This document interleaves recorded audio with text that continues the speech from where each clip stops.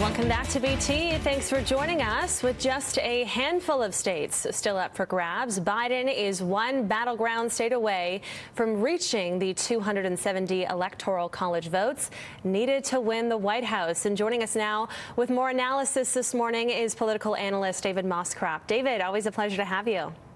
Good morning. So do you think this race would be as tightly contested as it is?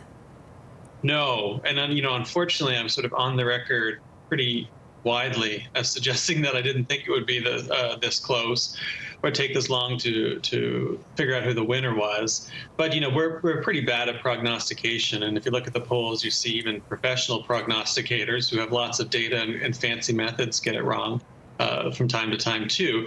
So I didn't think it would be this close, but but that said, on aggregate, I suspect it'll end up looking more like what we thought in the days to come, because it's worth remembering that we were told that there would be a red mirage, that Republicans would look like they were way ahead, and then as the sort of hours or days went on, that would dissipate a little bit as the absentee ballots were counted, and so we're seeing that play out a little bit.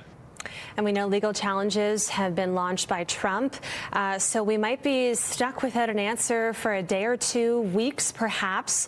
What does this mean for Canada, having this uncertainty? Well, we're sitting tight, and I think we're doing just fine. if you look at the markets, too, not to be cynical, but if you look at the markets seem to be comfortable with this right now, too. Honestly, I think most people think Biden's going to win, that Trump's challenges are going to go nowhere, even though they're going to be disconcerting and dangerous and irritating for a couple of days. And then, that'll be that. No doubt Canada's watching closely, but it isn't like we were having an easy go of it to begin with. We have some practice with this, 4 years of Trump, especially the last 7 months of the U.S. coronavirus response. So, I think we're broadly speaking prepared for the sort of low-level trouble that we're seeing right now. The question will be, what happens once the next administration comes in, assuming it's a Biden administration, which presents some opportunities, but some challenges as well. And can you expand on some of those challenges, David? Yeah. So, as much as Biden is going to present a kind of predictable, stable, coherent administration that Canada's used to dealing with, the Trump administration has been changeable, unpredictable, sometimes utterly incoherent. But a Biden administration will presumably continue some protectionist nationalist measures. Biden has been on about Buy American for some time. That was part of the Rust Belt strategy that seems to be paying off to some extent, perhaps even cinching the presidency for him. So I would imagine you're going to see more of that.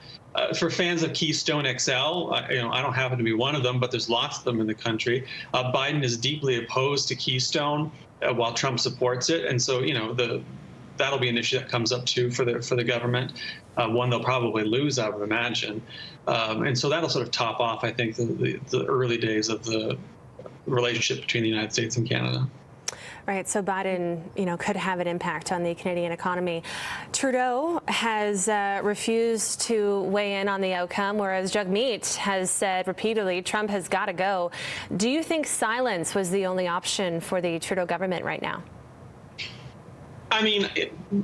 More or less. I happen to agree with Jagmeet Singh. Of course, Trump has to go, but it's easy for him to say that. It's easy for me to say that. Neither of us is the prime minister.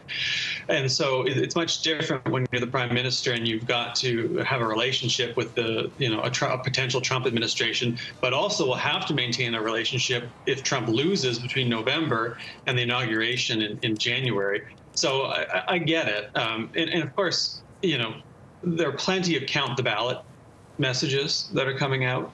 That message is getting through. I don't entirely blame the prime minister for not calling it out in this case. I would have preferred he called out Trump any number of times in the last 4 years, but right now I get it. All right, David, thanks once again for your expertise. Always love having you on. Always my pleasure. All right, that is David Moscrop, political analyst, joining us from Ottawa this morning.